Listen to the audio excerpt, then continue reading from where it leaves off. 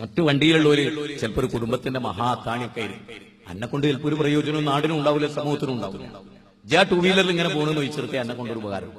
ആലയിലുള്ള പശു 10 ലിറ്റർ പാല് ചോർക്കുന്നുണ്ട്, ഇയ്യോ കുടിച്ചേ കള്ള് മൂത്രമായിട്ട് വേറെ വ്യത്യാസം. എന്റെ ഒന്നിനും പറ്റൂല. പശുവിന്റെ മൂത്രവും പറ്റും, പശുവിന്റെ കാഷ്ടവും പറ്റും, പശുവിന്റെ തോലും പറ്റും, അന്റെ ഒരു ജന്മത്തിന് പറ്റില്ല. അങ്ങനത്തെ ആൾക്കാർ നാട്ടിലില്ലേ? അല്ലേ? കേരളത്തിലില്ലേ? ഓനോ ഉപകാരപ്പെട്ടിട്ടുണ്ടോ? ഒന്നുമില്ല. ഓനെന്താ ടൈറ്റ് പാന്റ് ഇട്ടിട്ടുണ്ട്, റഫ് ആൻഡ് ടഫ്. എന്നിട്ടോ ഒന്ന് ടോയ്ലറ്റിൽ പെട്ടെന്ന് പോകണമെന്ന് വിചാരിക്കാം, എന്തെങ്കിലും തിന്ന് വയറുവേദനയൊക്കെ വന്നാൽ ഇത് കഴിക്കാൻ നേരം കിട്ടുമോ? അത് കഴിക്കാൻ കഴിയില്ല. കാരണം എന്താ? ചുരിദാർ പോലെ ഇവിടെ ചുരുങ്ങി ഇങ്ങനെ കിടക്കുകയാണ്.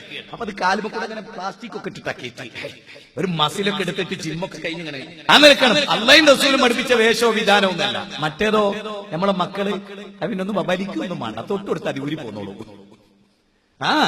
ഇപ്പൊ പാൻസ് എങ്ങനെയാ മക്കളെ?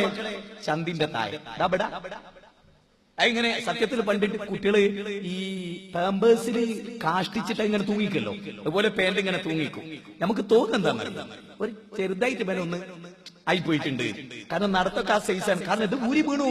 ഇതൊന്നും അത്യാവശ്യം വേഗത്തിൽ നടന്നാൽ ഇനി ഏതെങ്കിലും അതിന്റെ ചോട്ടിലും ചവിട്ടിയാലോ പിന്നെ കഥ പറയുകയും വേണം. പിന്നെ ഓന്റെ കാണാനുള്ളതൊക്കെ എല്ലാവരും കണ്ടോളും. ഇതാണ് എന്തറിയോ, ഇതിനൊരു പുതിയ വിസ്തീർണമുണ്ട്. അത് കേട്ടിട്ടുണ്ടെങ്കിൽ ഓനിട്ട ഷഡ്ഡി ഏത് കമ്പനിയിലാന്ന് കാമുകി അറിയാനാണ് അത്രയും. നമ്മുടെ ഒരു കേരള ജനത, നമ്മുടെ ഒരു നാട് വൃത്തികെട്ടെ ആൺകുട്ടികളെ പോത്തിന്റെ സ്വഭാവമെങ്കിലും ഒരു പോത്തിന് തിരിച്ചറിവുണ്ടാകില്ല. പോത്ത് എന്നുള്ള തിരിച്ചറിവ് നമുക്കതെങ്കിലും ഒന്ന് വേണ്ടേ? മനുഷ്യനല്ലേ നല്ലൊരു ഡ്രസ്സ് ധരിക്കാൻ, നല്ലൊരു എന്തൊക്കെ ഇടുന്നത്. മറ്റോ ഇങ്ങനെ ഗർജിച്ചു നിൽക്കുന്ന ഫോട്ടോ കഴിക്കും, നിസ്കാരത്തിൽ അവൻ വെച്ചൊക്കെ കിട്ടുക. അപ്പൊ മറ്റേ ഇങ്ങനെ നിൽക്കുന്ന ഏത് ജന്തുവിന്റെ ഫോട്ടോ കഴിക്കും എന്റെ മേക്കല ടീഷർട്ടില്. അപ്പൊ എന്തിനാണ് വെറുതെ വെള്ളം തീർക്കണേ?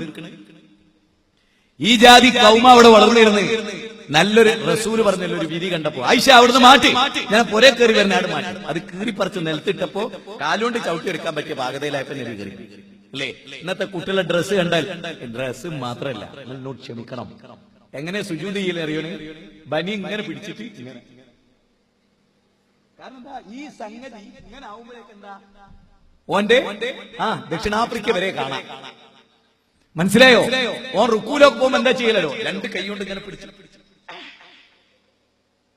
ഈ കൗമ ഇവിടെ വളർന്നു വരിക.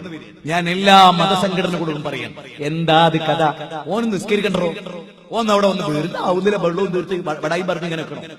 നമ്മുടെ മക്കളെ ഇനി മാതാപിതാക്കളോട് ഞാൻ പറയാ, നമ്മുടെ മക്കളോട് എന്തെങ്കിലും പറയാവോ? നിങ്ങൾ പോയി പണിയൊക്കെ ആക്കാം, നിങ്ങൾ പോയി പണിയൊക്കെ ആക്കാറ്. കാരണം എന്താ? ചെറുപ്പത്തിലേ ശ്രദ്ധിച്ചില്ല, പഠിപ്പിച്ചില്ല. നല്ലൊരു വേഷം, നല്ലൊരു ഡ്രസ്സ് ഉണ്ടായോ? ഉണ്ടായില്ല. അതിന്റെ ഒരു ദുരന്തം ഈ മണ്ണിൽ. ചാനലുകൾ, മദ്യം. കല്യാണ വീട്ടിലൊക്കെ തലേന്ന് മദ്യം വിളമ്പിയിട്ടില്ലേ കല്യാണം ആവില്ല. തലേന്നൊന്നും. ഇനി കല്യാണ വീട്ടിൽ നടക്കണതോ അത് അതിനേക്കാൾ ഡേഞ്ചറായി. സാധാരണഗതിയിൽ കോളിംഗ് ബെല്ലടിച്ചാൽ നമ്മൾ സമ്മതം കൊടുത്താലേ ഒരാൾക്ക് വീട്ടിൽ വരാൻ പാടുള്ളൂ. അല്ലെ? എളാപ്പ മുത്താപ്പ മക്കൾക്ക് വരെ, പെൺകുട്ടികളും ആൺകുട്ടികളും വരെ ഇരിക്കേണ്ടതും നടക്കേണ്ടതും ഇസ്ലാം അതിർവരമ്പുകൾ നിശ്ചയിച്ചിട്ടുണ്ട്. ഇപ്പൊ കല്യാണ ദിവസം എന്താ സാധാരണ ആളുകൾ പറയാറുണ്ട്, പിന്നെ കുട്ടികളല്ലേ, പൈച്ചിട്ടല്ലേ, നെയ്ച്ചോറല്ലേ, ബെയ്ച്ചോട്ടേൻ.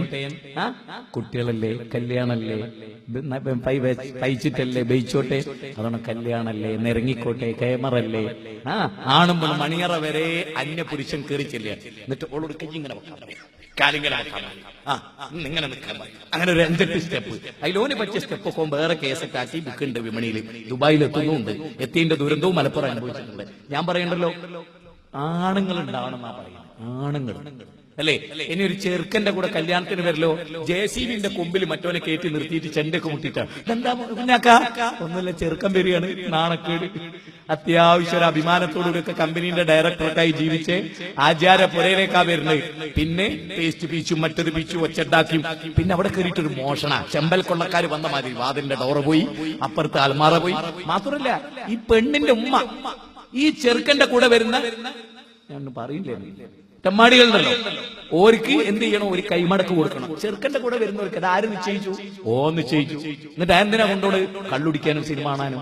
ഈ സത്യത്തിൽ ഇനി അങ്ങോട്ടുണ്ടല്ലോ, മലപ്പുറത്തും കോഴിക്കോടൊക്കെ കിടക്കുന്ന കല്യാണത്തിന് 500 പോലീസുകാർ AK-47 ഇങ്ങനെ നിൽക്കേണ്ടി വരും. ആ കല്യാണം നിൽക്കാവുന്ന നടന്നിട്ടായി.